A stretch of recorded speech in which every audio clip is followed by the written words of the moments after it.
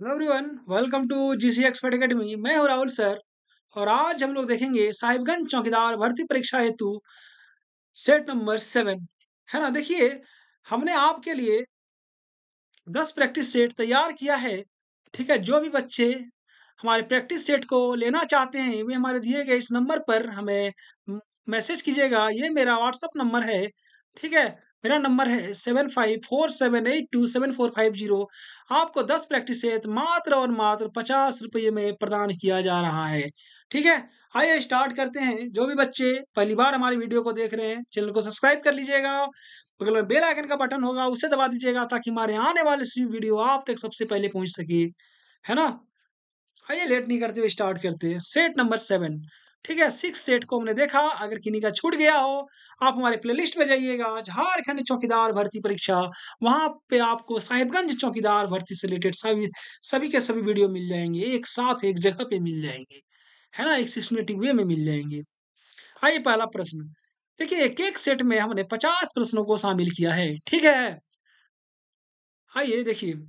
Municipal corporation का औपचारिक प्रधान कौन होता है? भाई, म्युनिसिपल कॉर्पोरेशन जो होता है और जो नगर निगम होते हैं, उनका औपचारिक प्रधान कौन हो जाएगा? आपका औपचारिक प्रधान क्या हो जाएगा? बच्चा बच्चा जानता है, क्या होगा? मेयर। अगला सवाल है कि पारसनाथ पहाड़ की ऊंचाई कितने मीटर है? देखिए, जब बात आती है ना पारसनाथ पहाड़ की, तो इसकी ऊंचाई 1365 मीटर है। ठीक है, पारसनाथ पहाड़ कहाँ पे? गिरिडीह में स्थित है। अगला सवाल है कि बिरसा मुंडा केंद्र कारा कहाँ स्थित है? देखिए, बिरसा मुंडा केंद्र कारा की बात करेंगे तो वो हटवार रांची में स्थित है। आप लोग को याद होगा कि झारखंड में जितने बड़े बड़े नेता पकड़े जाते हैं सबको हटवार में ही रखे जाते हैं। हटवार जेल है, उसका नाम क्या है? बिरसा मुंडा केंद्र कारा। ठीक है, अगला सवाल है कि सबसे कम जनसंख्या घनत्व वाला जिला कौन है? सबसे कम जनसंख्या घनत्व वाला जिला की बात करेंगे हम लोग तो क्या हो जाएगा? सिमडेगा। सिमडेगा का जनसंख्या घनत्व 159। ठीक है। जबकि धनबाद की जो जनसंख्या घनत्व है सबसे अधिक है, 1316 के आसपास है उसका।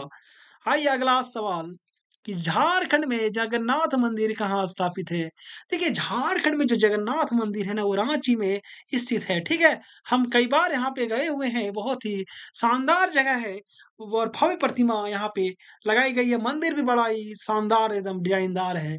आप भी जाके एक बार जब भी रांची आइए, जगन्नाथ मंदिर जरूर जाइए। ठीक है, अगला सवाल है कि राजमहल ट्रैप झारखंड के किस भाग में स्थित है? देखिए, राजमहल ट्रैप की जब बात करेंगे तो झारखंड के किस भाग में स्थित है? उत्तर पूर्वी भाग में।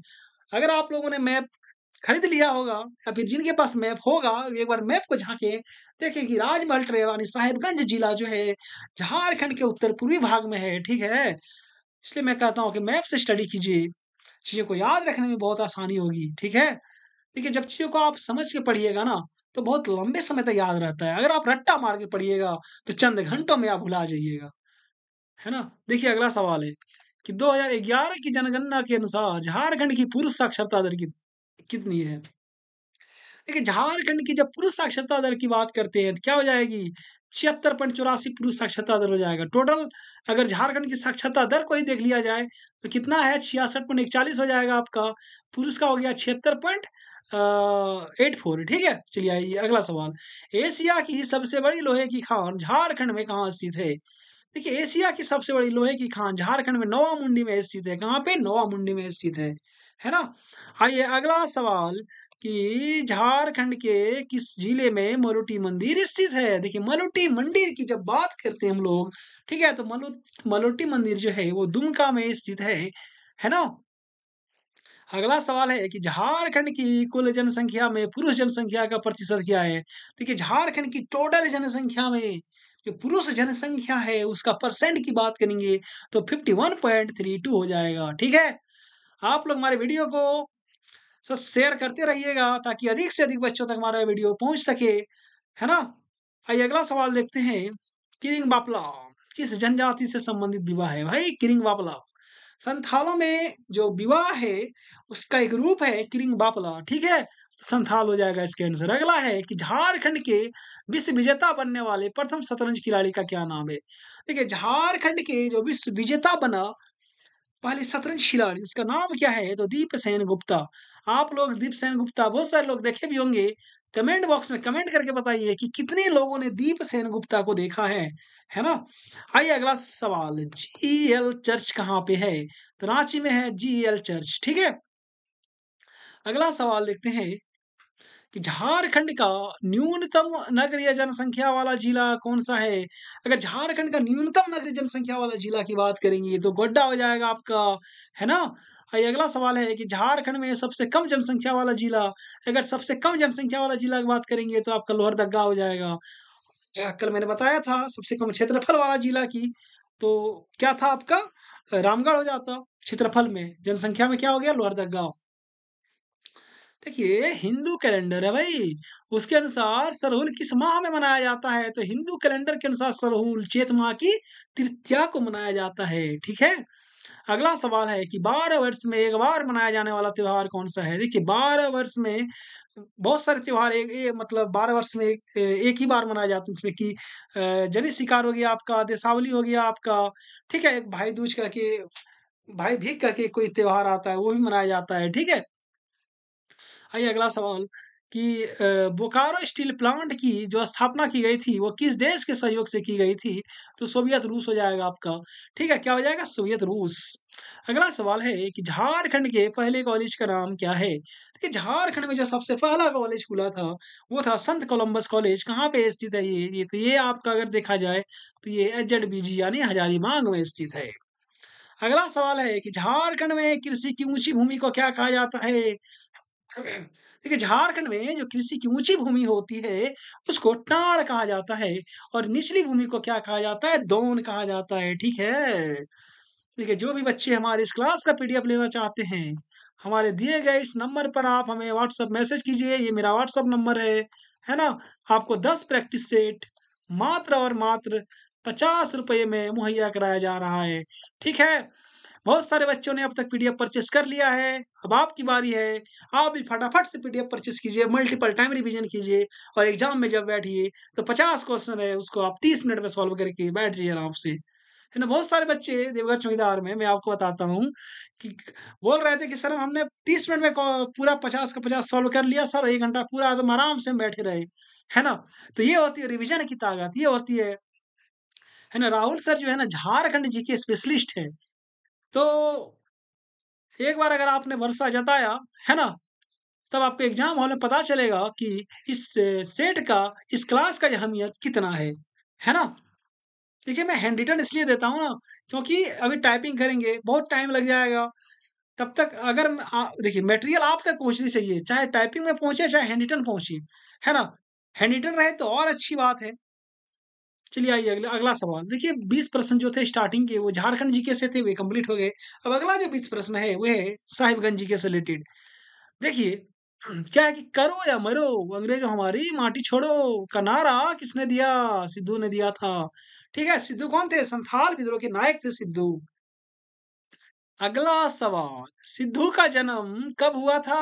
1815 को, कान्हू का 1820 को, चांद का 25 को, इसी तरह करके जो जन्म की सीरीज है उसको आप लोग एक बार सर्च कर लीजिएगा, है ना, गूगल में। क्योंकि जो यहाँ से एक प्रश्न जरूर पूछे जाएंगे। टोटल सिद्धू कान्हू कितने? 4 भाई 2 बहन थे, 6, तो 6 के जन्म से लेके एक प्रश्न पक्का रहेंगे, ठीक है? आइए अगला सवाल है कि झारखंड की सबसे नूतन भौतिक संरचना क्या है? देखिए झारखंड की अगर सबसे नूतन भौतिक संरचना की बात करेंगे तो वो आपका राजमहल ट्रैप हो जाएगा, ठीक है? अगला सवाल है कि राजमहल ट्रैप झारखंड के किस भाग में है? तो उत्तर पूर्वी भाग में। हमने कुछ देर पहले आपको बताया। अगला सवाल है कि राजमहल ट्रैप का सृजन कब हुआ? तो जुरासिक काल में हुआ था, ठीक है? अगला सवाल है, अगला सवाल क्या है कि राजमहल ट्रैप जो है, 1 मिनट, हाँ, राजमहल ट्रैप की औसत ऊंचाई कितनी है? देखिएगा यहाँ पे राजमहल ट्रैप की औसत ऊंचाई कितनी है? तो 150 से लेके 300 मीटर तक राजमहल ट्रैप की औसत ऊंचाई है ना? अगला सवाल है कि राजमहल ट्रैप किस प्रकार की चट्टानों से निर्मित है? तो बेसाल्ट की चट्टानों से निर्मित है, ठीक है? दामिनेको की घोषणा कब हुई थी? तो 1824 में दामिनेको की घोषणा हुई थी, है ना? देखिए ये कोई प्रश्न रहे या ना रहे भाई, ये तो एमबीबीआई है, 100% गारंटी है कि ये प्रश्न रहेंगे कि दामिनेको की स्थापना कब हुई थी? इसको रट्टा मार लीजिएगा 1824 ईस्वी में। है ना? आप लोग ऐसा मत सोचिएगा कि मैं ही प्रश्न बना रहा हूँ, है ना? जो भी प्रश्न बनाएँगे, तो इन प्रश्नों को ध्यान में रख कर बनाएँगे, ठीक है? इसलिए ये प्रश्न शामिल रहेंगे तो रहेंगे। अगला सवाल है कि हेमंत सोरेन झारखंड के कितनी बार मुख्यमंत्री बन चुके हैं? देखिए भाई, जो माननीय मुख्यमंत्री है आपके बरहेट से विधायक हेमंत सोरेन जी, एक बार आप लोग कमेंट करके बताइए कि कितने बच्चों का जो विधायक है वो हेमंत सोरेन, यानी कितने बच्चे के विधानसभा क्षेत्र बरहेट पड़ते हैं? थोड़ा हम भी तो जाने कि कितने बच्चे हमारे वीडियो बरहेट विधानसभा से देख रहे हैं, है ना? तो 4 बार जो है ना हेमंत सोरेन वो सीएम बन चुके हैं। पहली बार बने कब? 2013 में, ठीक है? मैं थोड़ा-सा आपको बता देना चाहता हूँ। पहली बार बने 2013 में, दूसरी बार बने 2019 में, तीसरी बार बने 2024 में, 5वीं बार फिर बने 2024 में, ठीक है? तो यही इसका घटनाक्रम है, बनते रहा, 4-4 बार बन गए। हम्म। अगला सवाल है कि झारखंड मुक्ति मोर्चा यानी जेएमएम का गठन कब किया गया था? देखिए, झारखंड मुक्ति मोर्चा, ठीक है, कि सरकार है अभी सत्ता में है झारखंड में, तो उसकी जो स्थापना की गई थी 4 फरवरी 1973 ईस्वी को की गई थी। कहाँ पे? धनबाद का जो गोल्फ मैदान है वहाँ वहाँ पे किया गया था, ठीक है? आप लोग हमारे चैनल को सब्सक्राइब कर लीजिएगा, बगल में बेल आइकन का बटन होगा उसे दबा दीजिएगा ताकि हमारे आने वाले सभी अपडेट आप तक सबसे पहले पहुंच पाए। आइए आगे बढ़ते हैं। 31 नंबर की साहिबगंज जिला में किस प्रकार के वन प्रदेश पाई जाती है? देखिए, साहिबगंज जिला में किस प्रकार के वन प्रदेश पाई जाती है, तो क्या हो जाएगा आपका? शुष्क एवं आर्द्र पर्णपाती वन पाए जाते हैं। अगला सवाल है कि भारत सरकार के जल शक्ति मंत्रालय के नमामि गंगे परियोजना के तहत, यानी भारत सरकार का जो जल शक्ति मंत्रालय है, उसका जो नमामि गंगे परियोजना जो चलाई जा रही है उसके तहत, ठीक है, झारखंड के किस जिले में पहला ट्रीटमेंट प्लांट शुरू किया गया? ट्रीटमेंट प्लांट जो है वो शुरू किया गया, तो क्या हो जाएगा आपका? साहेबगंज। अगला है मुगल सूबेदार मान सिंह ने किस वर्ष राजमहल को बंगाल की राजधानी बनाया? देखिए भाई, मुगल सूबेदार थे मान सिंह, उसने राजमहल को किस वर्ष बंगाल की राजधानी बनाया? तो ये आप सब लोग कई बार पढ़ चुके हैं, 1592। अगला सवाल है कि राजमहल की पहाड़ी कितना क्षेत्रफल में फैला है? देखिए, राजमहल की पहाड़ी जो है ना बहुत बड़े एरिया में फैला हुआ है। अगर मोटा मोटी देखा जाए तो 2000 किलोमीटर स्क्वायर में राजमहल की पहाड़ी फैला हुआ है। अगला सवाल है, क्या है कि चंडूला सिमलगोड़ा स्टोन चिप्स परियोजना, है ना? क्या है? चंडूला सिमलगोड़ा स्टोन चिप्स परियोजना वो साहिबगंज के किस प्रखंड में स्थित है? तो क्या हो जाएगा? बरहरवा प्रखंड में, ठीक है? आइए अगला सवाल, साहिबगंज में कितना परसेंट अनुसूचित जनजाति निवास करती है? देखिए, साहिबगंज में जो अनुसूचित जनजाति मतलब क्या होता है मेरे प्यारे बच्चों? एसटी होता है। तो टोटल एसटी की पॉपुलेशन जो है परसेंटेज में अगर देखा जाए तो 26.79 हो जाएगा आपका। अगला सवाल है कि साहिबगंज में नगरीय स्थानीय प्रशासनिक निकायों की कुल संख्या कितनी है? ठीक है, साहिबगंज में जो नगरीय स्थानीय प्रशासनिक निकाय की कुल संख्या की बात करेंगे तो आपका कितना हो जाएगा? 3 हो जाएगा वो चीज़ें आपकी, ठीक है? बहुत ही इम्पोर्टेंट चीज़ है और आपके लिए ये बहुत ही महत्वपूर्ण चीज़ है। देखिए, जो 3 है ना, उसमें नगर पंचायत 2 है। आइए इसके बारे में थोड़ी-सी में हम बात कर लेते हैं। है ना? ये हो गया आपका साहिबगंज, यानी जिला हो गया आपका, ठीक है? इसमें क्या है ना, नगर पंचायत आपका 2 हो गया, ठीक है? ध्यान से देखिएगा, नगर पंचायत आपका 2 हो गया। कई बार यहाँ से प्रश्न आते हैं और इस बार भी यहाँ से प्रश्न आएँगे। तो नगर पंचायत कौन-कौन सा हो गया? पहला राजमहल नगर पंचायत हो गया आपका एगो और दूसरा हो गया बरहरवा, बरहरवा, ठीक है? अगर बात करेंगे वहीं पे हम नगर परिषद की,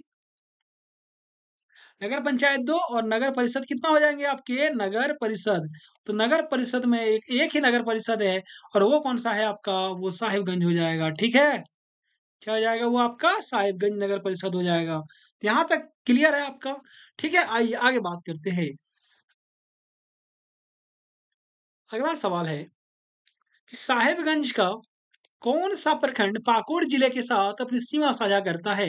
देखिए, साहिबगंज का कौन-सा प्रखंड है जो भाई पाकुड़ जिले के साथ अपनी सीमा साझा करेगा? पाकुड़ जो है ना, देखिएगा आप लोग, मैप थोड़ा देखिएगा, मैप पे फ़ोकस कीजिएगा आप लोग, है ना? आप लोग मैप बहुत कम देखते हैं, देखिए। मान लीजिए साहिबगंज है, यहाँ पे आपका हो गया पाकुड़, ठीक है? तो कोई न कोई प्रखंड तो लगा ही होगा, 1 प्रखंड यहाँ, 2 प्रखंड इसकी बॉर्डर के साथ यहाँ पे, ठीक है? तो कौन-कौन सा प प्रखंड है भाई साहिबगंज का? जो पाकुड़ के साथ सीमा साझा कर लेगा। तो क्या हो जाएगा आपका, पहला बरहेट प्रखंड हो जाएगा, बरहरवा प्रखंड हो जाएगा और पथना प्रखंड हो जाएगा। कितने बच्चे बरहरवा प्रखंड से आते हैं कमेंट बॉक्स में कमेंट करके बताइएगा। कितने बच्चे पथना प्रखंड से आते हैं और कितने बच्चे बरहेट प्रखंड से हमारा वीडियो देख रहे हैं। आप लोग कमेंट करके अपने प्रखंड का नाम जरूर बताइएगा, सभी लोग। ठीक है। ये अगला सवाल कि कौन सा प्रखंड है, ठीक है, साहिबगंज का, जो गोड्डा जिले के साथ अपनी सीमा साझा करता है। यानी गोड्डा साहिबगंज के पश्चिम में स्थित है, यानी यहाँ पे है आपका गोड्डा। देखिए, ये हो गया साहिबगंज, तो यहाँ पे आपका हो गया गोड्डा। ठीक है, पश्चिम में हो गया आपका गोड्डा। तो गोड्डा के साथ भी मान ली कुछ प्रखंड होंगे जो इसकी सीमा साझा करेंगे। आइए जानते हैं कौन कौन से प्रखंड है। तो पहला हो गया आपका मंडरो प्रखंड, ठीक है, साहिबगंज प्रखंड और एक राजमहल प्रखंड। ठीक है। अगला सवाल है कि साहिबगंज का कौन सा प्रखंड है जो पश्चिम बंगाल के साथ सीमा साझा करती है। ठीक है। देखिए, साहिबगंज के कुछ एक प्रखंड होंगे जो आप देखिए इसके पूरब में है पश्चिम बंगाल। तो कुछ एक तो प्रखंड होंगे भाई जो पश्चिम बंगाल के साथ सीमा साझा करेगा। तो आइए जानते हैं कौन कौन से भी प्रखंड है। देखिए, आपका राजमहल प्रखंड हो गया, उधवा प्रखंड हो गया, बरहरवा प्रखंड हो गया। इतनी सारी प्रखंड हैं जो पश्चिम बंगाल के साथ सीमा को साझा करते हैं। ठीक है। देखिए, जो भी बच्चे हमारे इस क्लास का पीडीएफ लेना चाहते हैं ना, हमारे दिए गए इस नंबर पर आप हमें व्हाट्सएप पे मैसेज कीजिए, है ना। ये मेरा व्हाट्सएप नंबर है 8274। देखिए, मेरा नंबर है 7547827450। आपको 10 प्रैक्टिस सेट मात्र और मात्र 50 रुपये में प्रदान किया जा रहा है। बहुत सारे लड़कों ने अब तक पीडीएफ परचेज कर लिया है। अब आपकी बारी है, फटाफट आप भी परचेज कीजिए, रिवीजन कीजिए और अपनी तैयारी को और भी बेहतर बनाइए। ठीक है। चलिए आइए अगला प्रश्न देखते हैं हम लोग। 41 नंबर, 1 से 10 तक की संख्याओं के वर्गों के योगफल की गणना कीजिए। देखिए, जब 1 से 10 तक की संख्या के वर्ग का योगफल की जब आप गणना कीजिएगा तो इसका आंसर क्या हो जाएगा, 385 हो जाएगा। यहाँ मिस प्रिंटिंग है, 285 हो गया, 385 होगा। ठीक है। अगला सवाल है कि 0.07359 में 3 का स्थानीय मान कितना होगा। तो देखिए, एक होता है स्थानीय मान, एक होता है जातीय मान। ठीक है। तो स्थानीय मान कितना हो जाएगा, 3 के बाद जितना डिजिट है उतना 0 हो जाएगा। तो 3 के बाद कितना डिजिट है ना। देखिए, 1 2 3 डिजिट, तो बस ये इसका आंसर हो जाएगा, है ना। आइए अगला सवाल कि किसी ड्रम में 250 लीटर मिट्टी का तेल है। देखिए, कोई भी ड्रम है भाई, उसमें कितना 250 लीटर मिट्टी का तेल है। 5% तेल टपक कर बाहर गिर जाता है। तो ड्रम में अब कितना परसेंट तेल शेष बचा है। ठीक है। देखिए, मान लें कि 250 लीटर जो मिट्टी का तेल है, यानी इसका 100% तेल है। ठीक है। उसमें 5% बाहर निकल गया, कितना बच गया, 95% न बचेगा जी। ठीक है। अगला सवाल है कि 9 के प्रथम 30 गुणांकों का औसत क्या है। देखिए, 9 के प्रथम 30 गुणांकों का जब वो औसत निकालिएगा, एवरेज निकालिएगा, 139.5 निकल जाएगा आपका। देखिए, मैथ में जितने सवाल हैं, मेरा एक ही मकसद है, एक ही उद्देश्य है कि आपको इससे अवगत कराना कि एग्जाम में इस प्रकार के ही सवाल पूछे जाएंगे। इसलिए आप इस प्रकार के सवालों को प्रैक्टिस करके जाइएगा। ठीक है। आइए अगला सवाल कि दो संख्याओं का अनुपात है 2:3, यानी 2:3 है, तथा उसका योगफल हो गया आपका 420। तो छोटी संख्या कितनी हो जाएगी, छोटी संख्या 168 हो जाएगी। आप लोग कैलकुलेट कर लीजिएगा, है ना। आइए अगला सवाल से रूबरू होते हैं हम लोग। दामोदर घाटी निगम की को किस वर्ष स्थापित किया गया था। देखिए, दामोदर घाटी निगम जो है, जिसमें टोटल 8 बांध हैं। ठीक है। 3 नदियों में स्थापित है 8 बांध। तो वो उसकी जो स्थापना की गई थी, 1948 में इसकी स्थापना की गई थी। दामोदर नदी को ना बंगाल का स्वर्ण भी कहा जाता है। ठीक है। आइए अगला सवाल। 2011 की जनगणना के अनुसार झारखंड में साक्षरता परसेंट कितनी है। देखिए, झारखंड में अगर साक्षरता परसेंट की बात करेंगे तो 66.41 हो जाएगा, यानी 66.41, है ना। आइए अगला सवाल। अगला सवाल है, क्या है ना, कि झारखंड के दक्षिण में कौन सा राज्य है। भाई, झारखंड के दक्षिण की बात कर दी गई है, साहिबगंज के दक्षिण में नहीं। झारखंड के दक्षिण में तो क्या हो जाएगा, उड़ीसा राज्य हो जाएगा।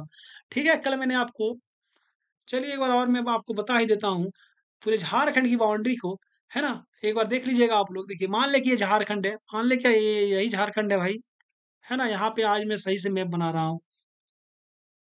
ठीक है, ये हो गया झारखंड। तो इधर हो गया आपका उत्तर में बिहार हो गया आपका, ध्यान से देखिएगा। ठीक है। इधर दक्षिण में हो गया आपका उड़ीसा, इधर आपका पश्चिम में हो गया छत्तीसगढ़। ठीक है। पश्चिम में क्या हो गया, छत्तीसगढ़ हो गया। और पूरब में हो गया आपका वेस्ट बंगाल और यहाँ पे गढ़वा जिला से सटा हुआ एक यूपी यानी झारखंड की बाउंड्री 5 राज्यों से की सीमा के साथ साझा करती है अपनी सीमा, ठीक है? तो देखिए यहाँ पे उत्तर में क्या हो गया बिहार, दक्षिण में उड़ीसा, प्रश्न में क्या पूछा है दक्षिण में कौन-सा राज्य है? क्या हो जाएगा आपका उड़ीसा हो जाएगा, ठीक है? पूछा है ना दक्षिण में कौन-सा राज्य है? आइए अगला सवाल कि सूरजकुंड का पानी गर्म का जो सूरजकुंड का जो गर्म पानी का स्रोत है, वो झारखंड के किस जिले में स्थित है?